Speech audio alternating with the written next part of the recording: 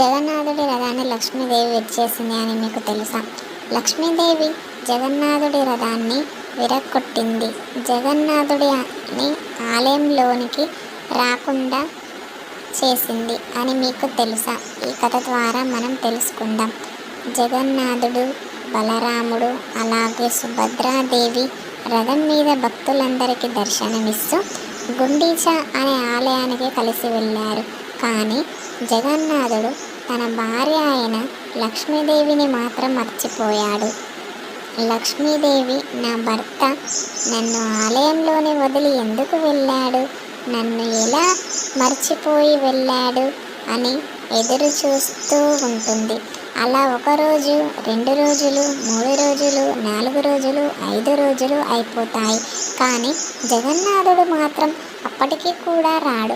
లక్ష్మీదేవి ఏం తినకుండా జగన్నాథుడి కోసం ఎదురు చూస్తూ ఉంటుంది. ఇక్కడ మాత్రం జగన్నాథుడు గుండీచా ఆలయంలో రకరకాల భోజనాలు, ఆహార పదార్థాలు తింటూ ఉంటాడు. 5 రోజులు అవుతుంది. ఇంకా నా భర్తకు నేను గుర్తుకు రాలేనా అని కోపంతో సేవకులను పిలిచి పల్లకిలో కూర్చొని నన్ను గుండీచా ఆలయంకు తీసుకొని వెళ్ళండి అని ఆజ్ఞాపిస్తుంది.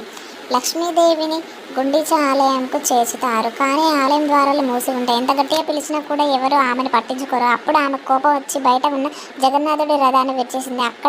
అక్కడి నుండి వెళ్ళిపోతుంది. తర్వాత జగన్నాథుడు బయటకు వచ్చి చూడగానే తన రథాన్ని విరగొట్టి ఉంటుంది.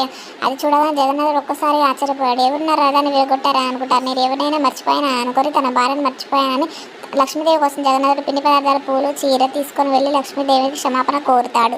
ప్లీజ్ వీడియో నచ్చితే లైక్, సబ్స్క్రైబ్, కామెంట్. ఈ వీడియో చూసి మీకేమనిపించిందో కామెంట్ చేయండి.